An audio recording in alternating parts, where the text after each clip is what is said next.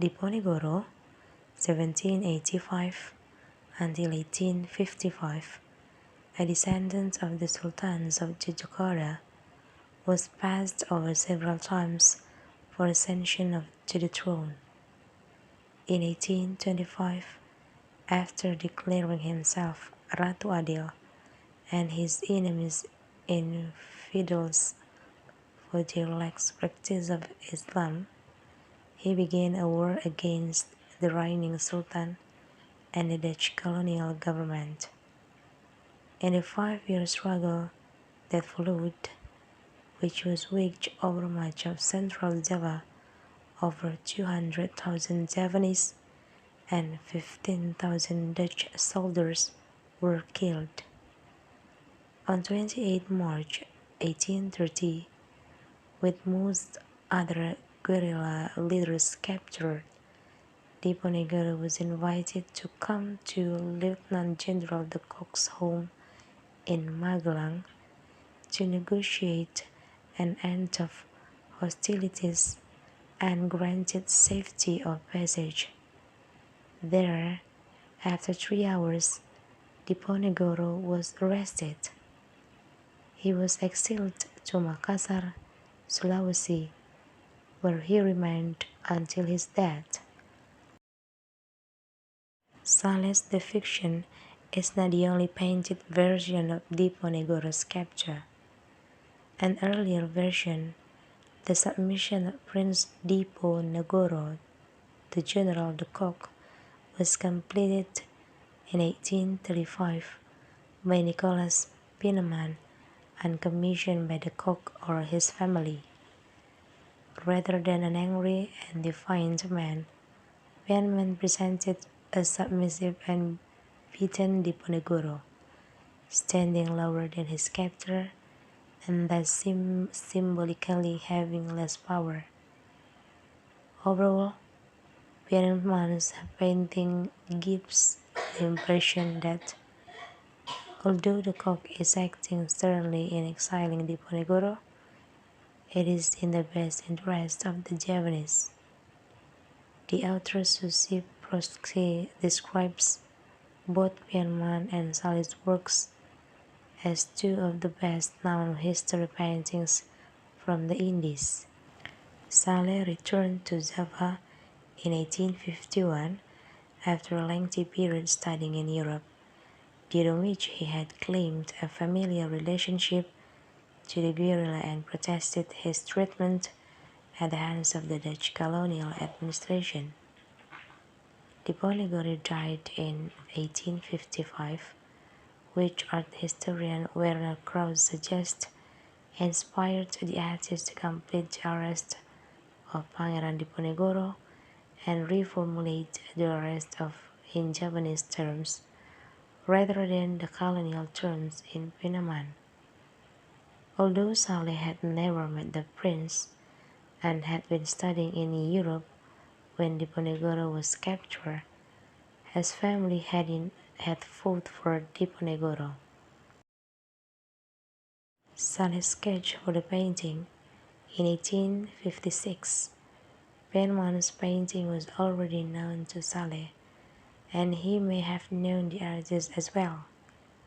Saleh was also likely inspired by history painters, particularly Louis Gallet.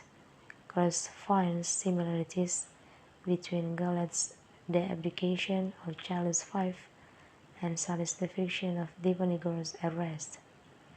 The artist's use of color is reminiscent of the nature works by Horace Vernet and Eugen Delacroix, both of whom Saleh was familiar with, and de Kock's pose appears to have been influenced by Italian Renaissance paintings. Work hard began in 1856 when Saleh requested permission to travel to various sites related to the Java War, but was denied. A preliminary sketch was completed later last year. That year, Saleh had previously visited a cousin in Magelang, where Diponegoro was arrested. and was thus aware of the area and the setting.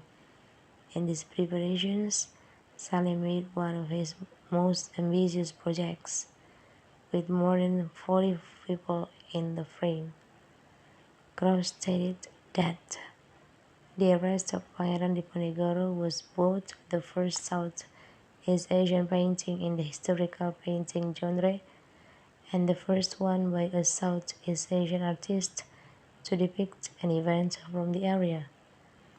The completed painting was gifted to King William III of the Netherlands.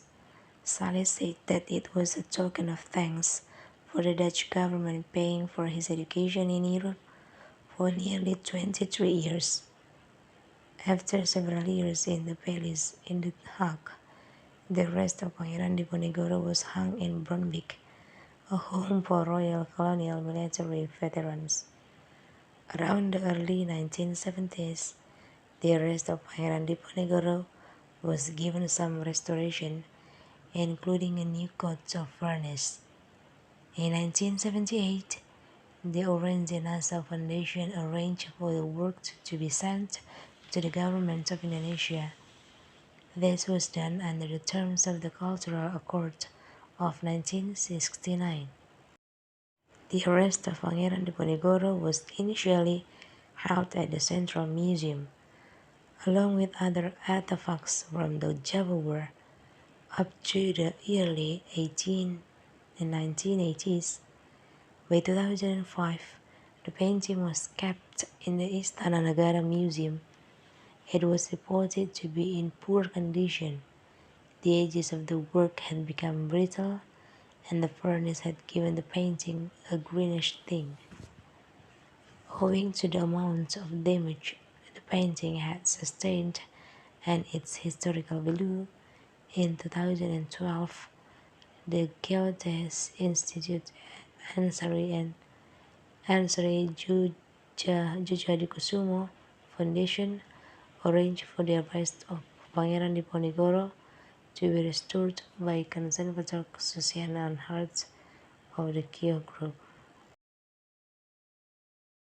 This began with a cleaning shortly before the work was displayed in the National Gallery of Indonesia, followed by an analysis of the composition of the furnace, allowing it to be removed. The work was then given a string lining on the canvas, then reframed. Finally, damage to the paint was touched up with watercolors, and a new layer of varnish was applied.